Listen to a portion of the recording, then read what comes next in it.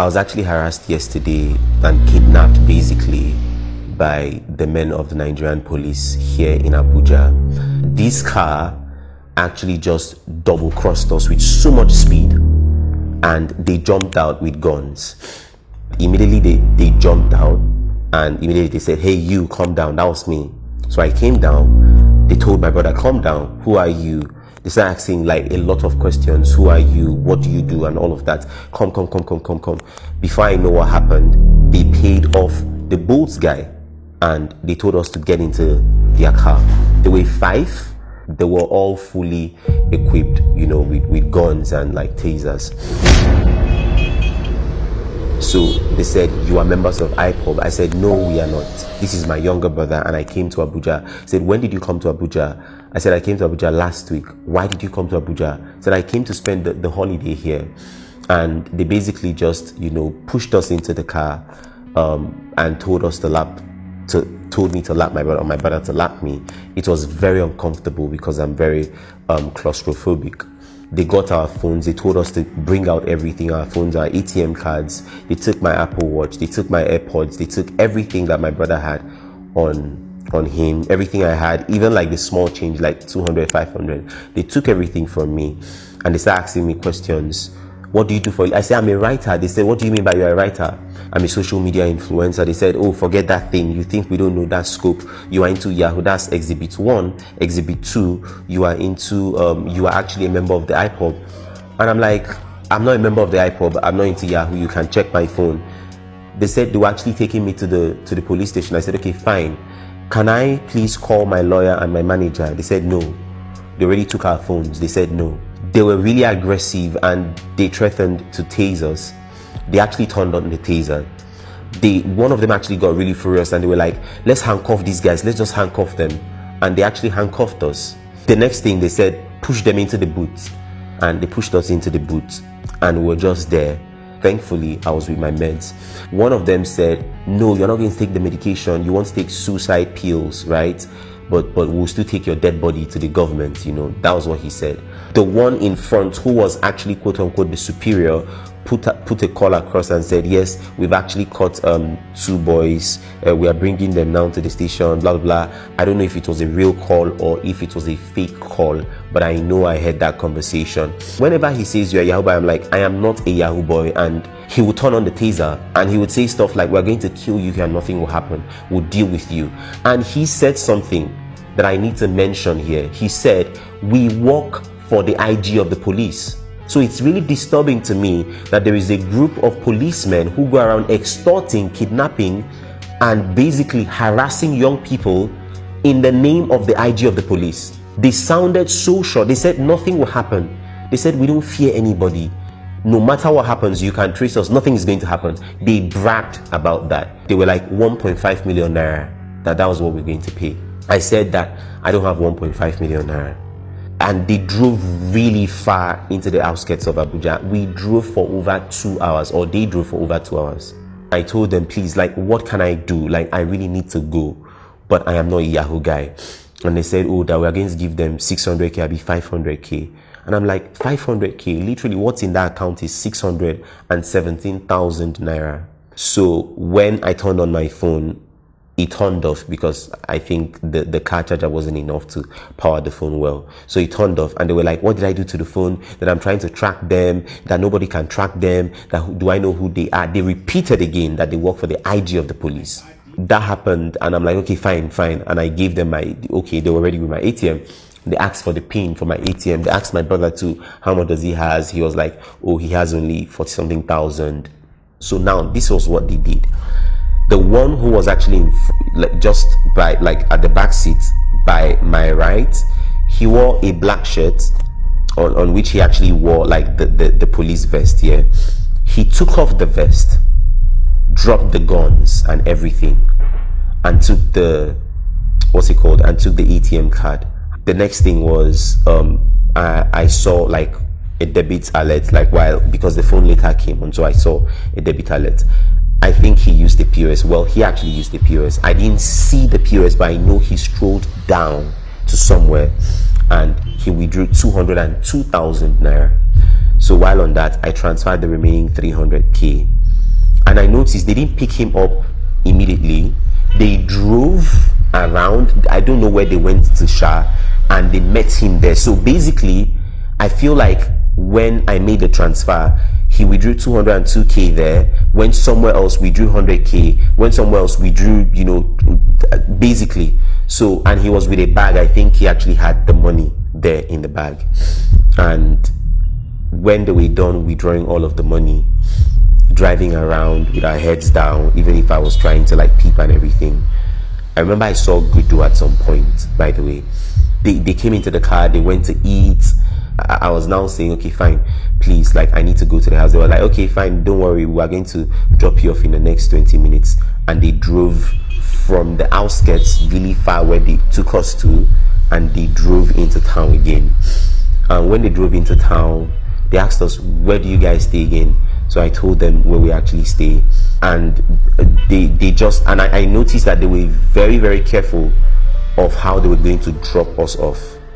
Because each time they tried to park and they saw that another car was in close range, really close range, they will move forward again. They will move forward.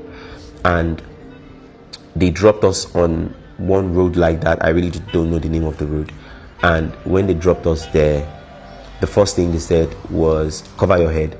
We covered our heads, and they actually unlocked the handcuffs.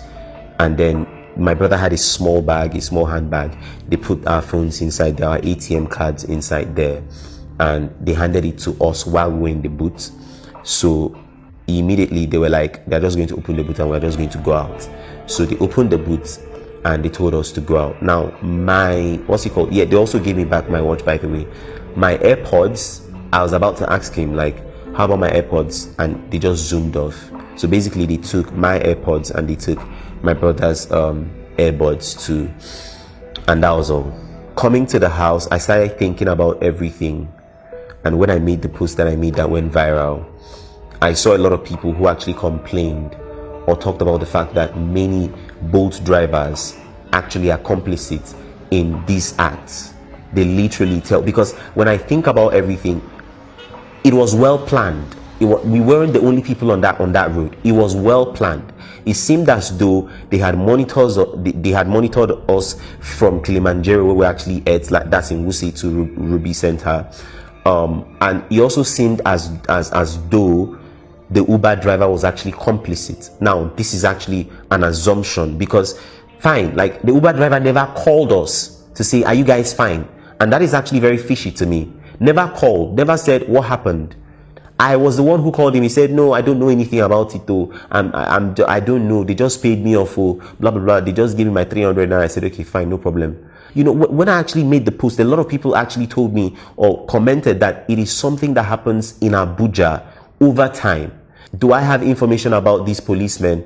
I don't have information. Remember, I said that they weren't actually on their full police uniform. They were just wearing like the vest. That's number one. Number two, my brother actually saw part of the plate number. Yeah, he saw part of the plate number, and again, it was actually Toyota Matrix or Matrix. I don't know how that is actually pronounced, but it was actually Toyota car.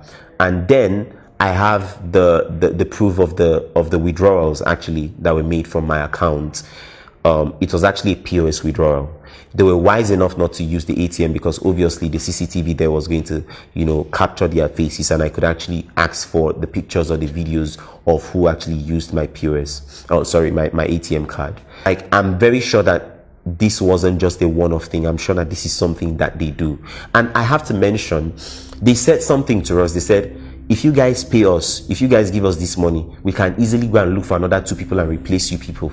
And that was very disturbing to me, to show the corruption that has eaten so deep into the police system, where a policeman can actually tell you up front that you will give him money and he will literally find 2 other people to replace you.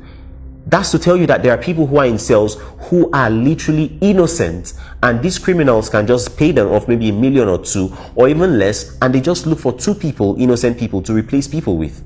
They made these statements, and I was very, very observant and very finicky to listen to everything they were saying, because everything they were saying was actually cueing me to the fact that to the kind of things that they do.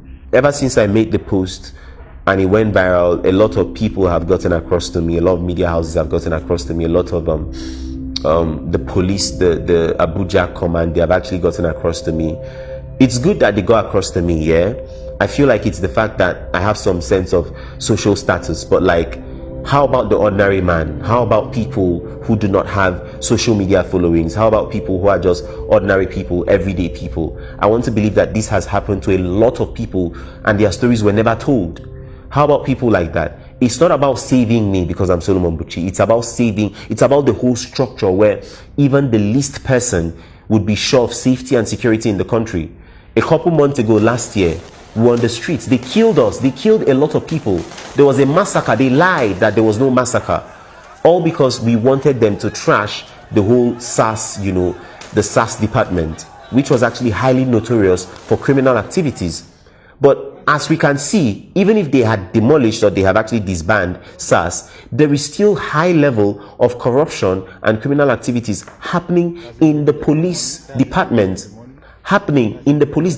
Extortion. That was basically kidnapping. That was kidnapping, because if it was actually lawful arrest, then they would have actually let me call my lawyer. They would have actually let me call my manager. Yeah. They asked me for my ID card. I said, well, I'm not with my ID card here. Let's go to my house. Let me get the ID card. They said no. And again, I have to pinpoint that they bragged on the fact that they work for the IG of the police. And if the IG of the police is going to say that they don't work for them, or they don't work for him, then I expect the IG of the police to actually fish these men out. I've gotten calls that the Commissioner of Police has heard about the story and is actually investigating, and actually set up a team for investigating the whole case. And while I appreciate that, I am still very skeptical of the police in Nigeria. I have to be very honest. I'm still very skeptical about the police in Nigeria. Because I even feel like the POS merchants are actually also complicit in this. Because how would you have 300 or 200,000 to pay off at once? To pay off at once in the night, not in Abuja main city, in the outskirts of Abuja. Like, I'm thinking at that time they should have closed. So probably they have dealers, POS merchants that they actually go to use. Bolt has actually been a very disturbing brand in Nigeria, and I have to say this because there are a lot of stories, a lot of stories, horrendous stories about people's encounters with boat drivers, from kidnapping to killings to harassment. So the boat drivers are involved, the POS merchants are involved. I haven't reported it to Bolt yet. I have only called out Bolt on Instagram. I think that if I actually even report it to them, they will just, play around with a few mails, and that'll be all. And I think that this is actually a very great opportunity for the government to look into Bolt. I don't know who gave them the license to operate in Nigeria, but with the rising, in fact, it's not even rising, with the number of reports that people have about Bolt Nigeria, I think it's enough to actually start investigating them. Because even when I posted, people said that some of these boat riders or drivers actually have connections with some of these criminal policemen. So when they pick you up and they notice that, they notice certain things, they can actually just chat or whatever, and they have their cut at the end of the day, their own share at the end of the day. And I need to state that before I went to Kilimanjaro, the boat guy that carried me, myself, and a friend of mine to that place, we were actually having conversations about crypto, about money, and we were talking about thousands of dollars. We're totally, we just forgot that we're actually like in a boat car. We're having those conversations, and right now trying to put two and two together, because he dropped us at Kilimanjaro. I'm thinking if he was also complicit to everything that happened. If maybe he said, okay, there was a set of guys that actually carried, and they were talking about, this, and all of that. I really do not know. My dad called me and was crying today. Was like, is that how I was going to lose you and your younger brother? And that really touched me. And that's basically why I decided that I was actually going to oblige to media houses and talk about the story, because I think that the government need to know what's happening in Nigeria, and especially in the federal capital city.